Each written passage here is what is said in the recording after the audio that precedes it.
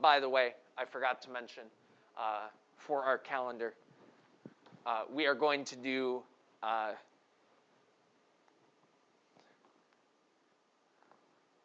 we are going to work through and finish up these notes tomorrow, and we're going to do it on YouTube at around 10:30, and that's going to be no matter what we get as far as school tomorrow. I am planning to keep going through those set of notes, just so you know. I think it's going to vary more. So some tests you might be taking on paper, and some you might be doing online. I might be giving quizzes in class, and that'll be more. You'll take them in class, pencil and paper, and then some of them are going to be online. I think it'll depend a bit more on what exactly we're covering. Right now, if I were to give probability test, it'd probably be on pencil and paper so you can show out your work a bit better. If it were on like chapter 4 stuff, then like the distributions where you're more writing out explanations, I could give that to you on Canvas. So it'll just depend. Anything else before we get properly started? Okay. Chapter 7 is going to be about an idea called sampling distributions. And before we get to that, I want to be able to distinguish a sample from a population. So that's something we talked about in chapter 4. And we said that a sample was a group of people that we actually picked to gather data about. And then the population is the group that we want to know about. It's the larger entire group that we want to know about. Versus a sample, which is a little small chunk of that entire group that we randomly, hopefully, randomly select out of that entire population. And when we are talking about data points and specific numbers that have to do with populations and samples, we use different terms and different symbols to refer to them. So when we're talking about the entire population, we call the number a parameter. And we usually use our more fancy symbols to refer to it. So things like, if we're talking about a proportion for the population, we're going to use P.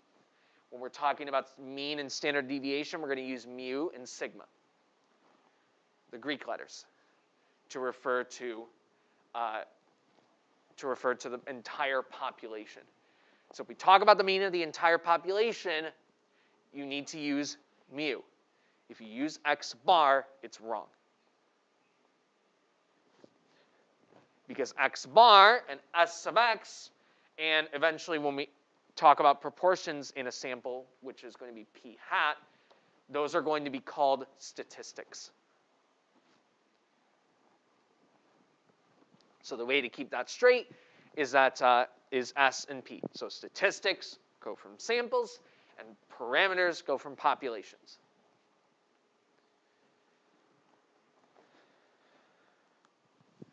And then some more of talking about the symbols. And so we need to, that's used to distinguish when you see x bar equals 15, that means that that 15 was actually gotten from the sample by finding the mean of the members of that sample. If we used mu equals 15, that means that we're saying that the mean of the entire population is something that we know to be 15. Or in another context, what we're estimating that the mean of the population might be. So if we use mu, we're talking about the entire population. And same for standard deviation. If we're using sigma, we're talking about the entire population. If we're using s sub x, that means we calculated it from the sample. And so we'll need to keep those straight based on the context of the problem and what we're using. So let's practice using that a little bit.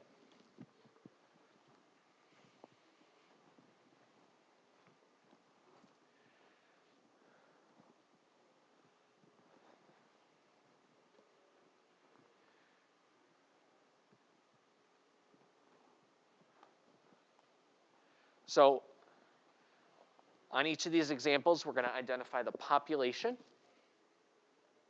the entire group, as well as the parameter that we want to know about. Then we're going to identify what our sample is and what statistics we gathered from that sample. So that's what we want to practice here.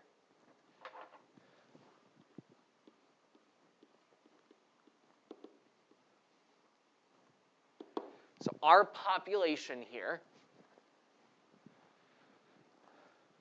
pediatrician wants to know the 75th percentile for the distribution of heights of 10-year-old boys. So she takes a sample of 50 patients and calculates quartile 3, which would be where the 75th percentile is, right? Third quartile. 75th percentile for a distribution of the heights of 10-year-old boys. So that's the general population that we are estimating. Another way of saying it is that that's the group that we're taking our sample from.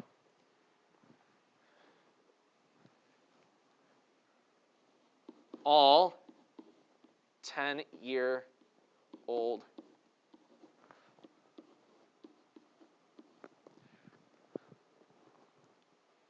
boys. And what data point do we want to know about them?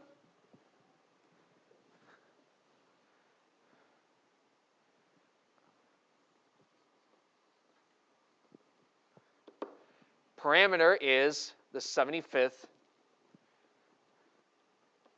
percentile of height. The 75th percentile of their height is the parameter that we want to know about.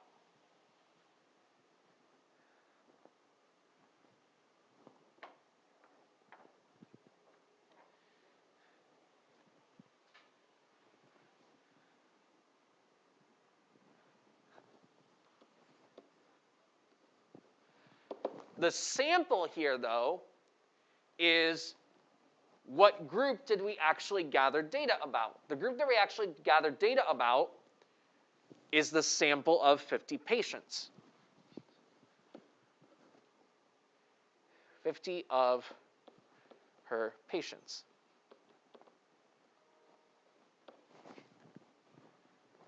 That is the sample that we are gathering data about.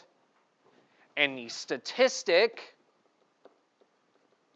the specific statistic that we got from that sample was that Q3 was estimated to be 56 inches. That was the statistic that we gathered from that sample.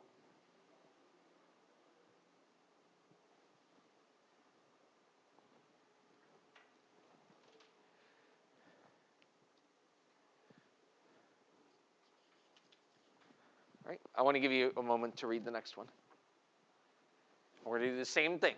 What's the population we want to know about? And so that means we are going to want to estimate a certain parameter about that population. And then go down to what was the sample that we collected and what particular statistic did we get from that sample.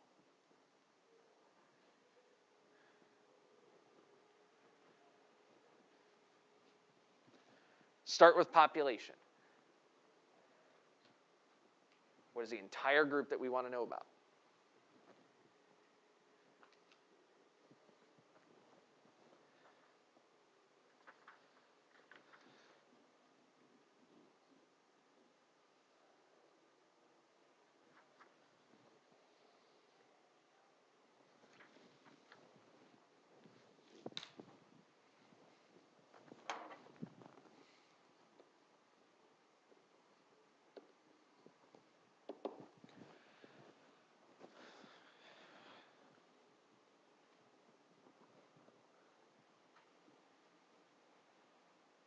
What is the entire group that we are interested in?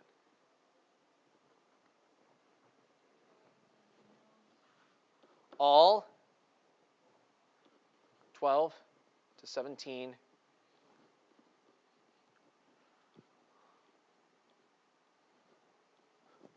that have ever lived in the world, in the universe? In the U.S.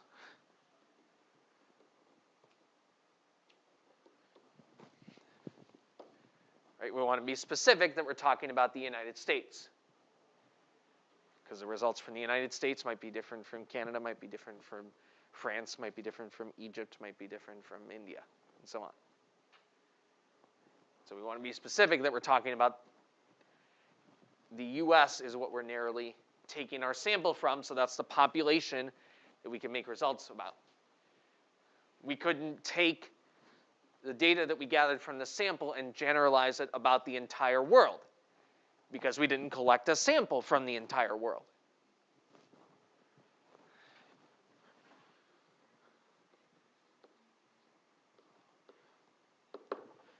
And what is the data point that we are interested in about these 12 to 17-year-olds in the United States? If they have a cell phone. And what are we using to measure that? What's the data point that we're gathering? Yeses and nos, and we're converting that and taking that and turning it into what? A percentage, or a proportion. So the data point that we're using is the proportion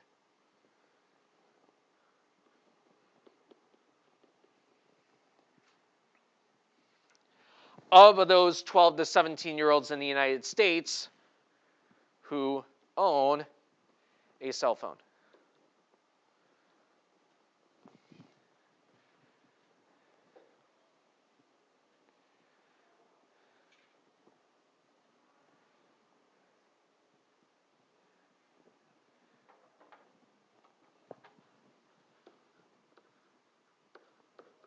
I left a blank space there for a reason. I'll come back to it in just a second. But before I do that, what is our sample? How many people did we gather data about? 1,102. 12 to 17-year-olds in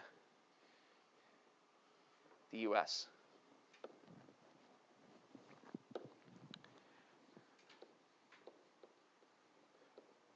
And what was the statistic that we got from that sample? The 71%. And so to convert it to a proportion, 0.71. Now I go back to those blank spaces.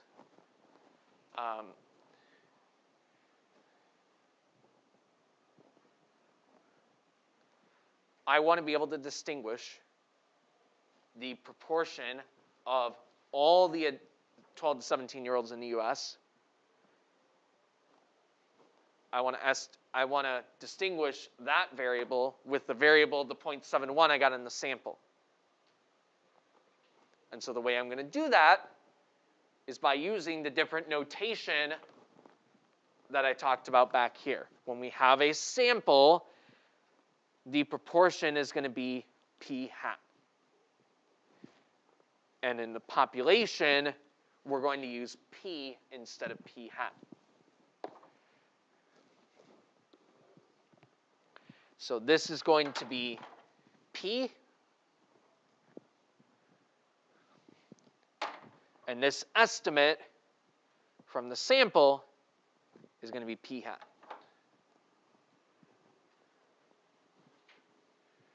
So we are using p hat as an estimate or a prediction of what the actual population parameter is going to be. That's the way you can remember that it's p hat for the sample, because that's the same as y hat being an estimated or predicted amount for y when we did our scatter plots. Same thing for p hat. P hat is an estimate based on our sample, or is a prediction based on our sample.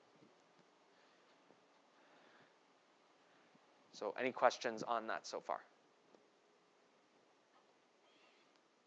So as you go forward and as we go forward and look at the rest of these, that's one question you want to think about is what do we want to use as a variable for the parameter, and what variable we want to use for the statistic.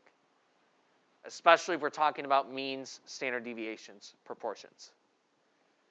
Those are the main ones that you want to tell the difference. So if there's mean, standard deviations, and proportions, you want to make sure for mean that you're using mu for the parameter and x bar for the statistic.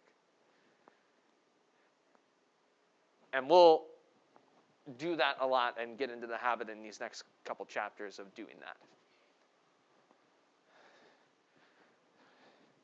So what I want you to do next is to take, I'm going to give you about 5 minutes, and there's 2 more examples on the next page. I want you to try them.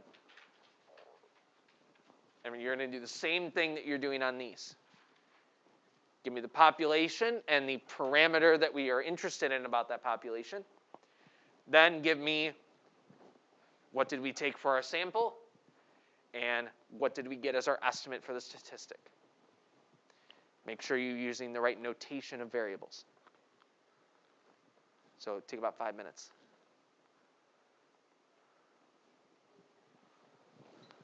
Let's say that I would like to get an estimate for the percent of students at Dixon High School who play a sport. That was a suggestion given to me. So the percent of all students at Dixon High School who play a sport. And so we would use P to stand for that proportion.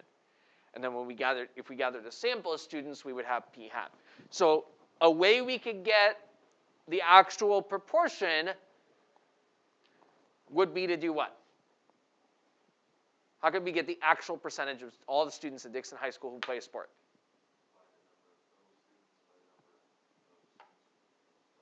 How would we get the number of students who play a sport? Of how many people?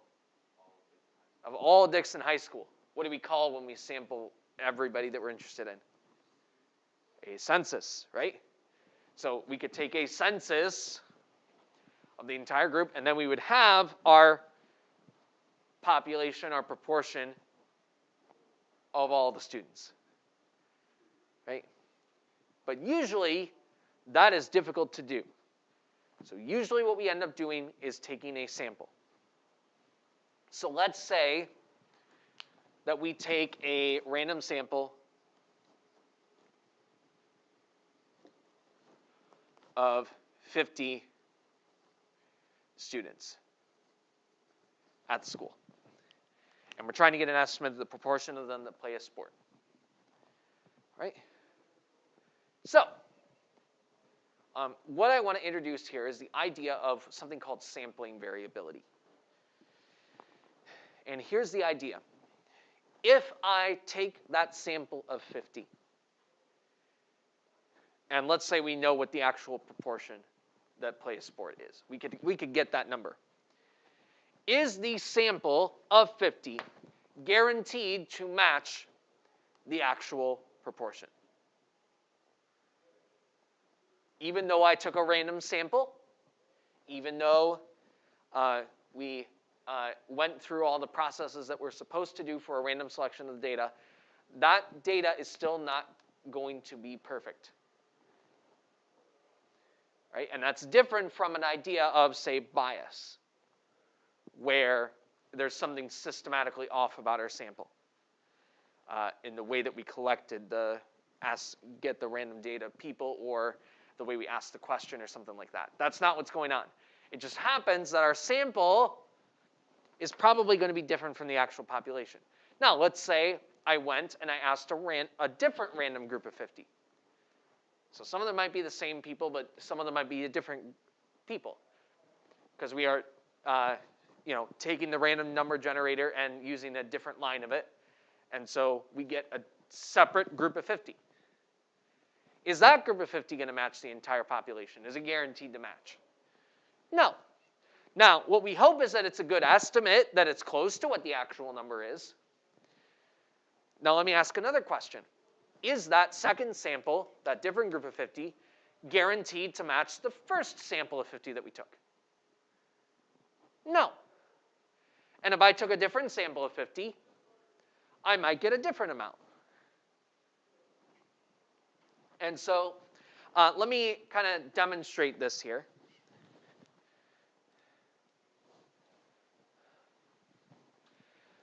So let's say we have these Reese's Pieces here that are can be red, orange, and yellow. And let's say that in this machine, half of the candies are orange. So I picked 25 of them. Am I guaranteed to always have half of them be orange? Is that what that says? No, it's not. But we could take a sample of 25, and this time we wound up with 14 of them being orange. That wasn't half, but the idea is that it should be a pretty close estimate, because we're using the sample to make an estimate of that one half. So with 14 of them, of the 25, maybe we might guess that a little more than half of the ones in the machine are orange. Let's take a different sample. Again, not guaranteed to be half, also not guaranteed to match the sample that we took originally. And if we take these different samples, we're going to get different amounts. This time it was way less than half, 8 of the 25. That's only 32%. And we could keep taking these different samples. Let's say we took 100 different samples of 25. And we could start to get, the more samples we took, the more data points we could get for about how many of the samples had different amounts of candies. And what we could start to get is an estimate based on this of what this would look like. And for example, there are a certain amount of samples of possible groups of 50 that I could ask out of the entire population of Dixon High School. It's a very, very, very, very large number, but it is a certain set amount of people. And if I ask, I could get an estimate by taking every single possible group of 50 and using that to estimate. And that hypothetical look of how every single group of 50 works is what is called a sampling distribution. And the idea that each of those samples look a little bit different from each other is what's called sampling variability. Different random samples are going to produce different estimates of X bar, or of our proportion, or of our median, or of our 75th percentile, based on the sample we take. So that idea is called sampling variability. And we're going to go from there to talk about tomorrow what's called a sampling distribution, which is what the distribution of all possible samples that we could take of that size from that population, what that distribution is going to look like. That's what a lot of this chapter is going to be about. So that's what we'll hammer down and start to define and talk